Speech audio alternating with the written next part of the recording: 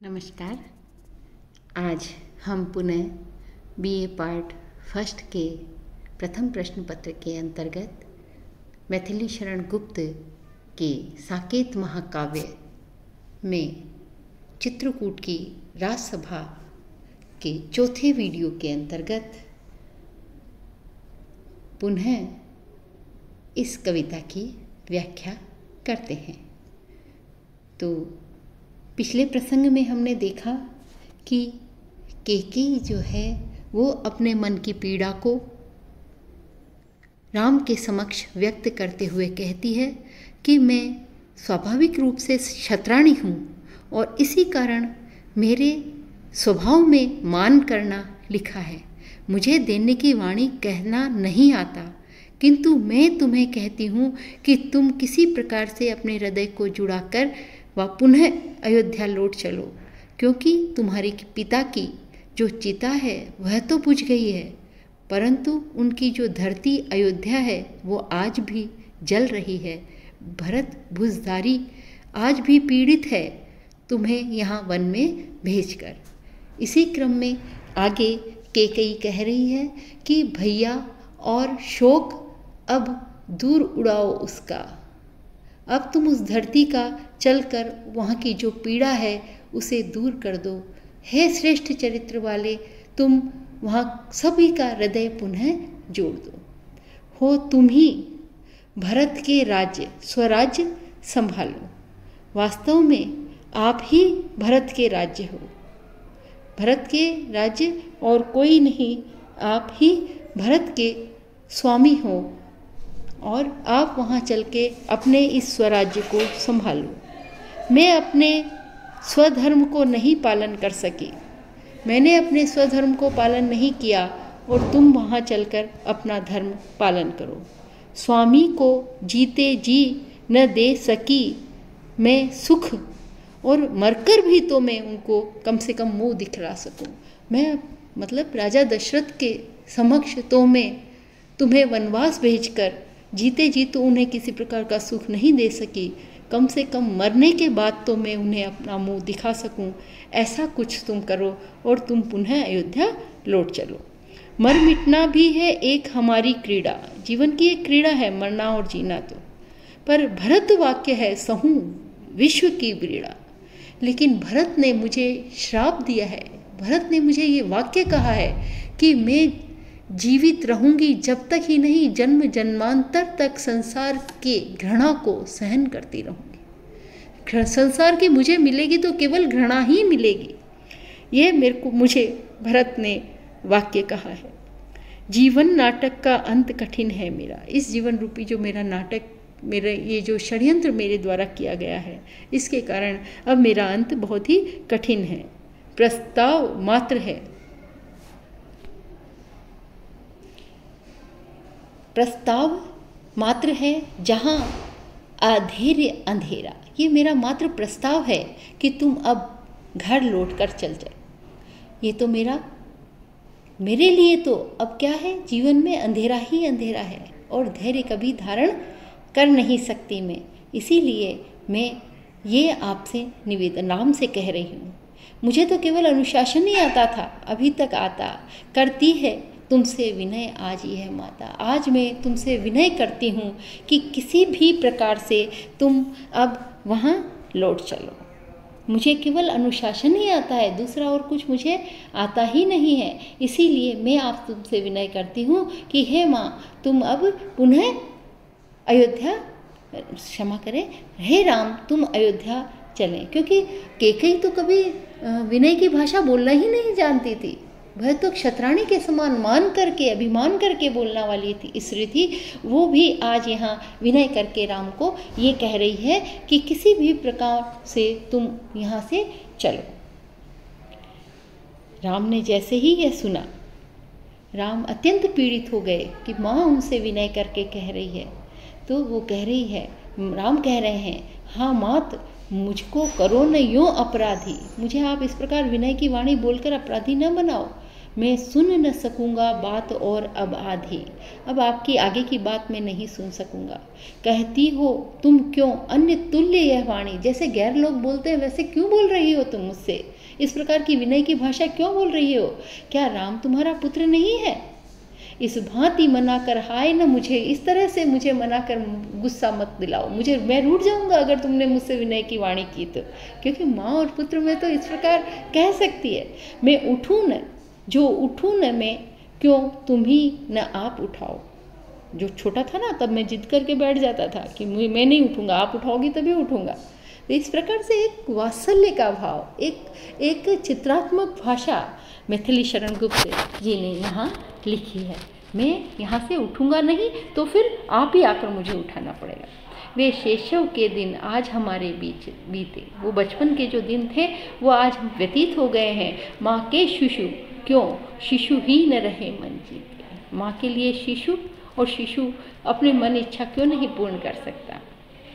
तुम रीझ खींच कर प्यार जनाती मुझको, जब मैं छोटा था तो कभी गुस्सा होती थी और कभी रीझ कर, मेरे ऊपर रीझ कर मुझे अपना स्नेह जताया करती थी। हंस आप रूठती आप मनाती मुझको, कभी हंसती थी कभी रूठ जाती थी और कभी मुझे मनाया करती थी। तो माँ का सुंदर स्वरूप वर्णन। वे दिन बीते तुम जीर्ण दुख की मारी, वो समय बीत गया और आज तुम दुखों से पीड़ित हो।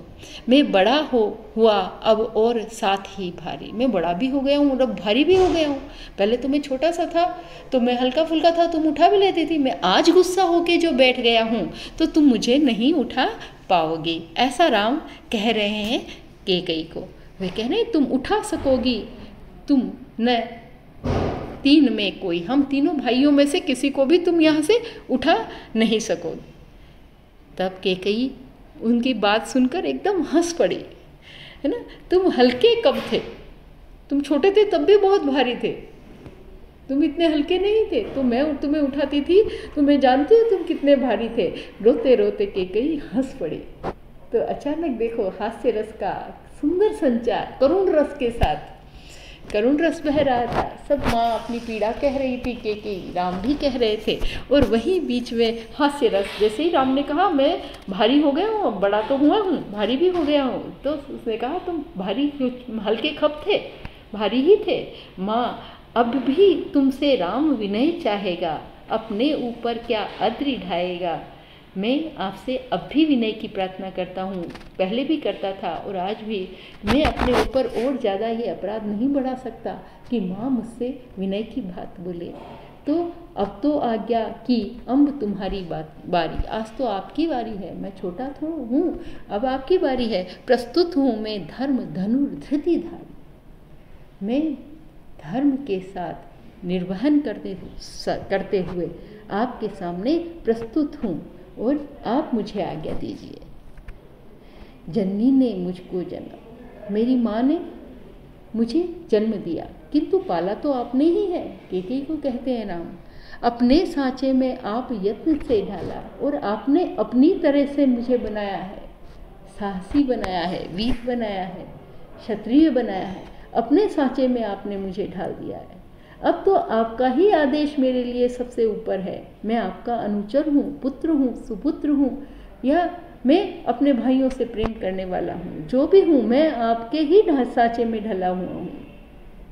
वनवास लिया है मैंने, है मान तुम्हारा, आपकी आज्ञा मानकर मैंने वनवास लिया, और अब मैं वनवास तो ले लिया, लेकिन मैं अब प्रजा का भार और राज सिंहासन दोबारा नहीं ग्रहण करूँगा।